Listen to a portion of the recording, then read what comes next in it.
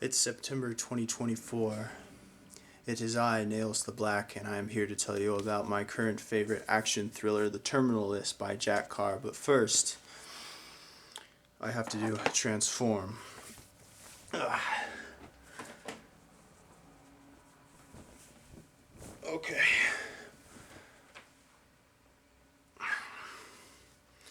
Much better. I am now Nails the Red. Much more ferocious.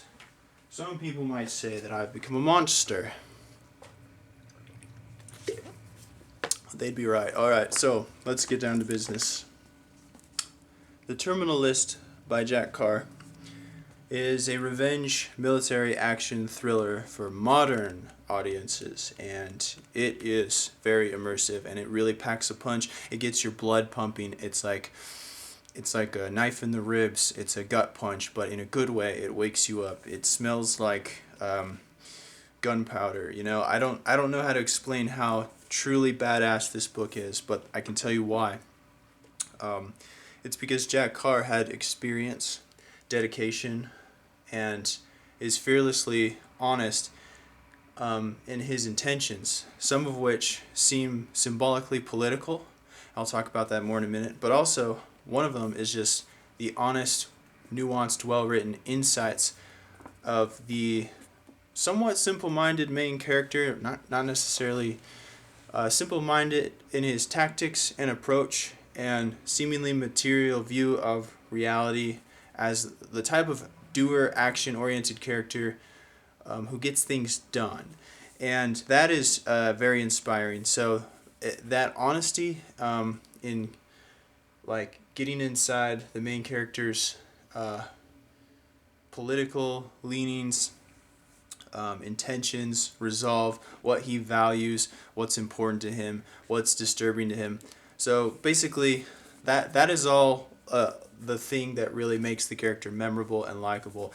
James Reese is not only an absolute badass, but one of the strongest warriors in the world, which is just, you know, a reflection of our world. It's very believable, very realistic, but he's sometimes funny, charming, and vulnerable. He doesn't feel totally invincible all the time, despite being extremely competent. And one of the reasons for that is his brain disease, injury, side effects, and that's really believable, well written. You can feel the pain of the character, and also just seeing the progression of this revenge story progress, which details I don't want to spoil, through the lens of someone who clearly is oriented on having well thought out conceived plans and then executing those plans with a diverse, balanced understanding of integrating tactics and equipment, all of which we don't normally get because we don't normally get like actual, you know, professional servicemen who are this good at writing to tell a story that sometimes feels like a training manual for executing similar operations, but that has a dramatic narrative, which is the part that I respond to the most as a reader and like the most, that just makes it all come alive and work in a way that's so immersive that when pulp and adrenaline occur in the story and action scenes especially, which are just so awesome in the way they're written, it really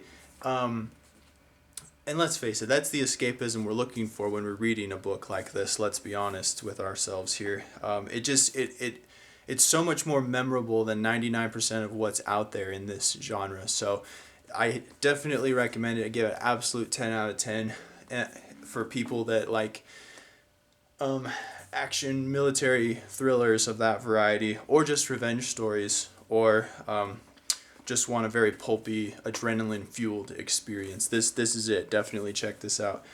Now, I do want to say, like, there isn't any one peculiarity of the book that, like, in terms of its construction for writing nerds, that is remarkable, but it is very good in every area, good enough. So I use the analogy of a rock band. Now, rock music, if you isolated one component of the band, whether it's rhythm guitar, bass guitar, drums, vocals, or background electronic infusion elements, like, it's not going to stand out and be good enough to carry its own melody as like a soloist type of thing, like it would in an opera. But that's kind of that, like almost in sometimes intentional imperfection is what makes it so gritty and down to earth. It's what rock is, and it's a balance. And when all of these elements come together to complement them, it makes really the perfect rock music. And so this is, in that sense, if the... Shut the fuck up. I'm trying to do a video. Sorry. I'm crazy.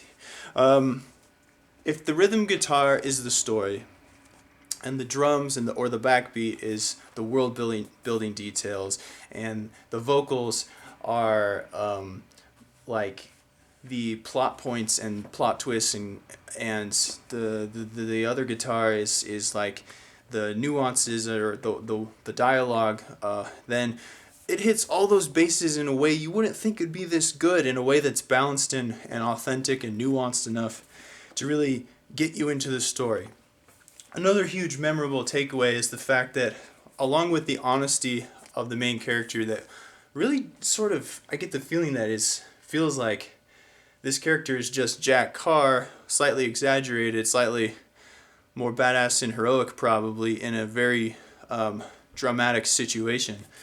And that's what it feels like, and so that just lends another layer of believability to the character. But on top of all that, there is something very timely and politically relevant, even though this came out 6 years ago. It feels like it came out yesterday, in my opinion, by demonstrating honestly how certain Americans feel about certain political matters right now, in regards to some anti-establishment ideologies, or the possibility of the underlying moral flaws of groups and individuals often involved in conspiracy, sometimes within government, potentially using other operators in this government, which should be united as fall guys, for their own evil agendas and gain. It's usually about money, and we've seen pretty hard evidence of that from our own government in recent years.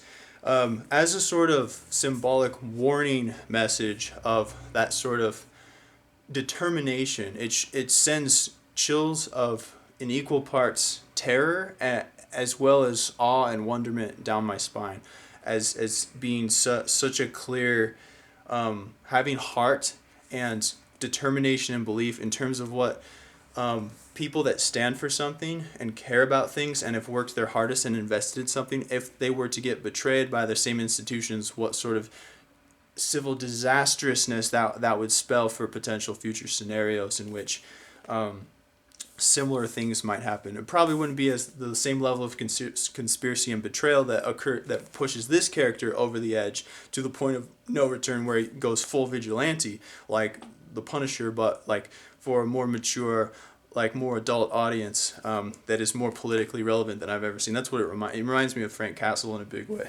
but more human and more likable, and flawed as well. Not necessarily a hero. And so yes, this book is ethically challenging and will make you reconsider what you believe and value morally, politically, especially if you're American, like me. And so for that, it's meaty. It's definitely check it out if any of those things are interesting to you. I give it an absolute 10 out of 10. I had an absolute blast reading it. I think I read it in 2 days. It is really a page turner, and it is kind of a guilty pleasure if you like pulp and action and that sort of thing. But overall, being true to its genre, it delivers what it promises. That's all that's required to get a perfect score from me. So, great book. Tried watching the show. It's good.